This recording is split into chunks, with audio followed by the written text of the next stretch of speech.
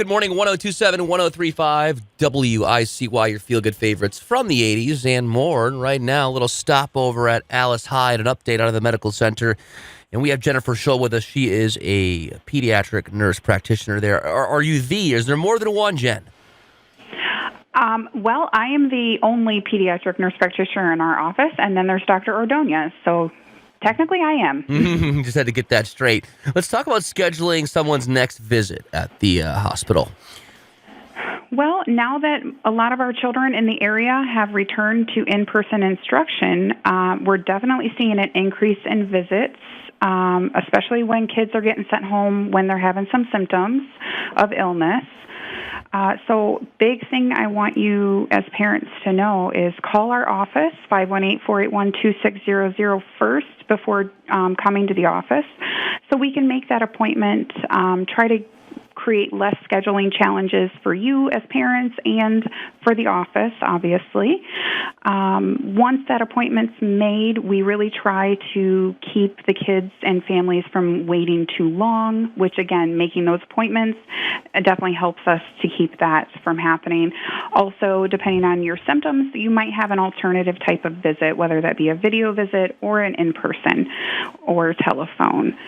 But we try to get options in there for everybody. Very accommodating. And, so we're looking at 2020, right? It feels like the entire year has been a flu season. But actually, this is the normal annual flu season we're going into right now. So let's talk about that.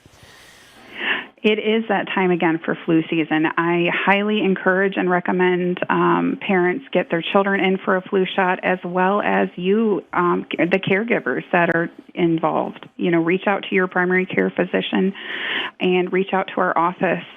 Particularly those younger kids under 5 and those kids under 2. We can give vaccinations for the influenza to 6 months and older.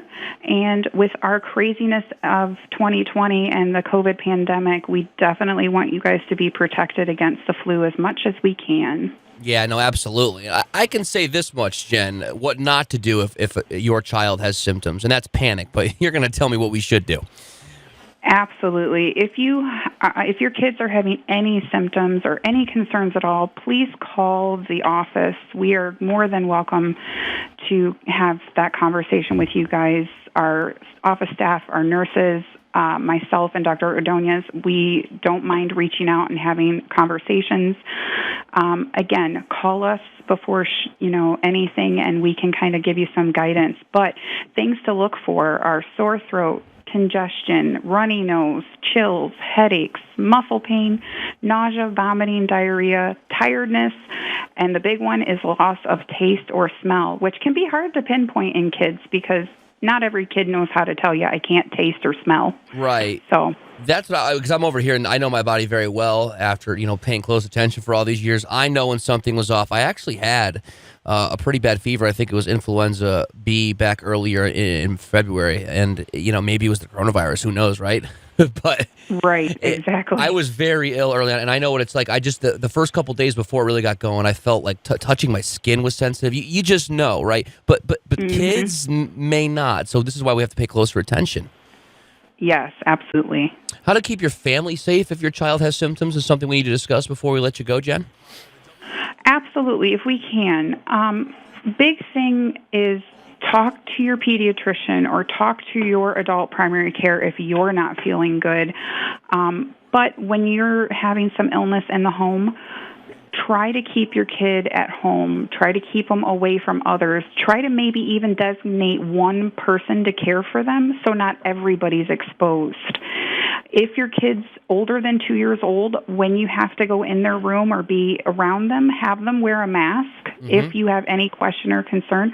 But once you're going to leave the room, make sure your kiddo takes that mask off. We don't want to have any, hazards there because it can, cause a issue. And big thing, once again, good hand hygiene and cleaning and sanitizing everything that gets touched. So your doorknobs, light switches, remote controls, your phones. Oh my gosh, cell phones. You really have to get on those. And you should do this often and at least every day. I'm a literal guy, so I won't say this makes all the difference, but I can tell you it makes a very big difference. And when you add up everyone doing it, yeah, that's the kind of progress and prevention we're looking for, I think. So.